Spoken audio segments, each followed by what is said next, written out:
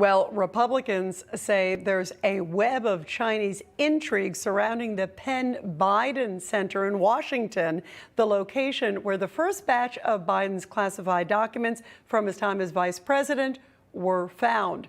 National correspondent Logan Raddick is outside the Penn Biden Center in D.C. with more. Logan. That's right. Financial support from Chinese donors nearly tripled at the University of Pennsylvania since the Penn Biden Center was established back in 2018. Over the course of the center's first 3 years, the university received $60 million in donations and contract payouts from China. And Penn also paid Joe Biden more than $900,000 to be a part-time professor between the time he left the vice presidency in 2017 and declared a run for president in 2019. Republican Senators Rubio, Cruz, and Johnson accused Biden of a quid pro quo for nominating Amy Gutmann to serve as ambassador to Germany. Gutmann was president of the University of Pennsylvania for nearly 2 decades and led the school while Biden was on the payroll and for the first few years of the Biden Center's history. Gutmann was confirmed by the Senate last February and has been serving as ambassador to Germany ever since. And when the center opened, Biden gave her all the credit for making it happen. President Gutmann provided me an enormous platform to set up the Biden Center here, and gave me the funding for some very serious staff. People who, if I had run and won, would be running the State Department, the Defense Department. I mean, really very, very across the board, highly respected people in both parties. And Mike Carpenter is one of those guys who was a major figure in the Defense Department. And you just heard the name Michael Carpenter. He's the former managing director of the Penn Biden Center and was appointed by President Biden as U.S. ambassador to the Organization for Security and Cooperation in Europe. He, too, was confirmed by the Senate and has served since November of 2021.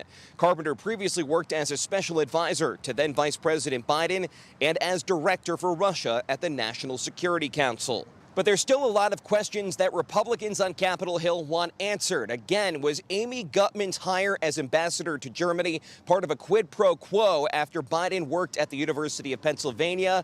And in 2017, emails indicate that Hunter Biden, Joe Biden, they both shared an office with a Chinese businessman named Gangwei Dong. So again, there's another China connection, not just with the University of Pennsylvania, but through Hunter Biden and his business dealings. Back to you. Logan, thank you very much. Boy, a lot of questions there. And joining us now is Gordon Chang. He's the author of The Coming Collapse of China and the Great U.S.-China Tech War.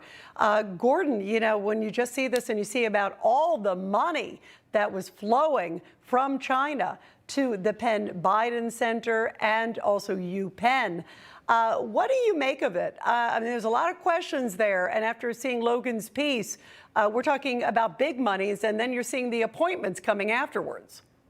Yes, the University of Pennsylvania in China was a real problem even before the Penn Biden Center was formed. But obviously afterwards, the problem got worse. And people at UPenn actually have talked about this.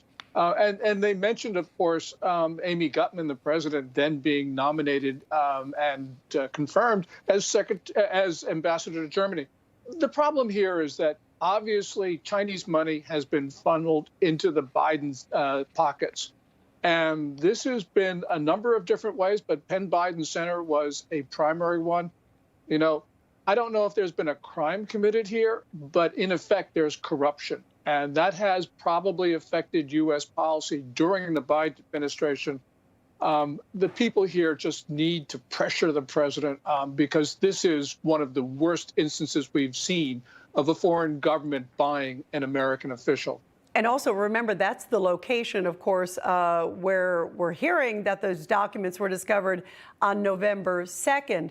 How dangerous would it have been if China would have had access to those documents? It doesn't sound like that location was very secure. No, it wasn't, and neither was the president's garage in Wilmington. There is just so many questions to be asked because we got to remember that the Penn Biden Center was established after Biden left office as vice president, which means that there was an interval of time where those documents were we don't know where they were. And then they end up in a folder marked personal. All of this is just, I think a special prosecutor is going to, a special counsel is going to find a lot here eventually, because this stinks to high heaven. Yeah, on the surface, it definitely doesn't look good. You know, China, of course, is a huge topic in Washington, as we saw this week. President Biden and Japan's prime minister met at the White House, and they were holding really wide-ranging talks that looked to shore up cooperation between the two nations, especially at a time of provocative Chinese and North Korean military actions. Japan even said that it was beefing up its military budget to make it, this was really amazing, and I know you know this, Gordon, because you know your stuff so well, the third biggest in the world, fearing that after Ukraine, they were saying Asia may be the next hot zone. Explain how important of a message this is that Japan is going to have the third biggest military budget in the world. Yes, Japan in December announced that it was going to double its budget from 1% to 2% of gross domestic product, taking it from the 9th largest military budget to, as you say, the third. What was even more important was Japan announced that it was no longer going to prohibit itself from counterstrikes. In other words, Japan was going to attack an attacker on its homeland. And this is important because up until now, Japan has been the junior partner in the U.S.-Japanese Mutual Defense Treaty. Japan basically just defended its own homeland. The U.S. did the heavy lifting. Now Japan will be a partner in the heavy lifting, which is attacking Chinese bases that are used to attack Taiwan and Japan. So this is a really important development. Prime Minister Kishida's visit to the White House, and here we have to say some good things about the president.